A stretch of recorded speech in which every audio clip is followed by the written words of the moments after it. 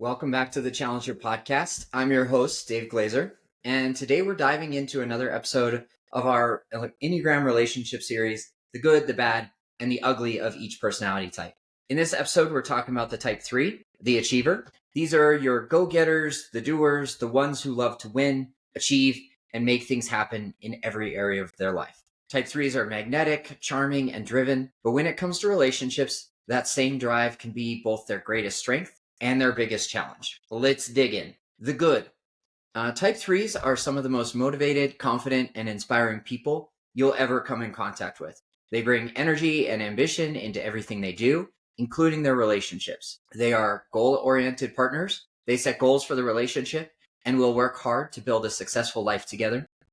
Charming and adaptable. 3s can read a room and adjust quickly, which helps them connect deeply and make their partner feel special. 3s are encouraging and supportive. They often want their partner to thrive and will push them toward their dreams. 3s are driven to improve, and they see challenges as opportunities, and that mindset can be contagious in a relationship.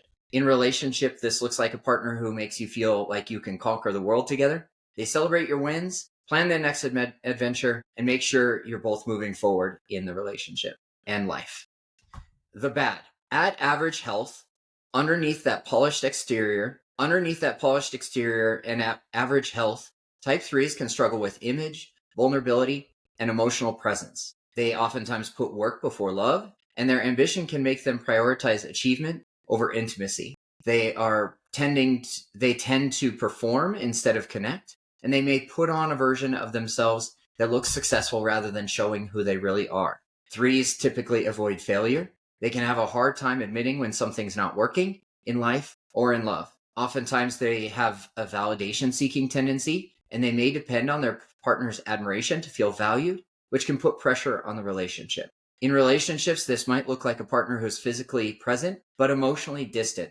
Someone who's always chasing the next goal, but struggles to slow down and connect. At their worst, the Type 3 can be, when a Type 3 is unhealthy or under stress, their need to succeed at love can turn manipulative or deceptive. They tend to value image over authenticity, and they may hide mistakes or flaws to maintain the appearance of a perfect relationship. They tend to suffer from emotional detachment. They can oftentimes be cold or dismissive when confronted with feelings they can't control or fully understand. 3s are typically in competition with their partner, and when their partner succeeds, they may feel threatened or insecure. They tend to suffer from burnout and emptiness. When their identity is built only on performance, they risk feeling hollow inside, even when everything looks perfect from the outside. In this space, the relationship can start to feel transactional, like a partnership built on success, not vulnerability. Their partner might feel unseen or like they're in love with an image rather than a person. The opportunity for the Enneagram Type 3 to move towards growth in relationships is all about authenticity, vulnerability, and slowing down. They need to focus on being real and letting their partner see beyond their achievements to fully understand their fears, their insecurities, and their humanity. They need to take time to rest and become present while learning to pause, listen, and just be instead of constantly doing. And as a challenger, the Type 8, I can completely relate to that. 3s, when moving towards growth, need to detach from the outcome. Love isn't competition to win, it's a connection to nurture. And finally, they need to redefine success in the relationship. True success in relationships comes from being known and loved for who you are, not what you do. When 3s lead from authenticity instead of performance, they become deeply inspiring partners, instilling confidence, and yet being humble, driven, yet an emotionally open and available person. That is what it looks like when we talk about the good, the bad, and the ugly of a Type 3 Enneagram Type 3, the achiever in relationships. If you're a 3 or you know somebody who is a 3, remember, you don't have to earn love through success. You're worthy of it just by being you.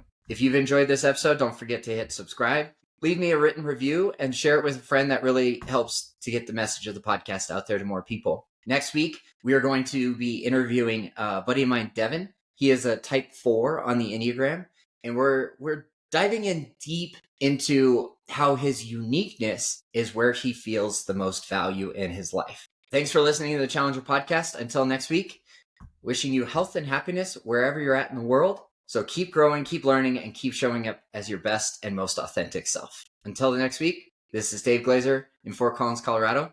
Talk to you then.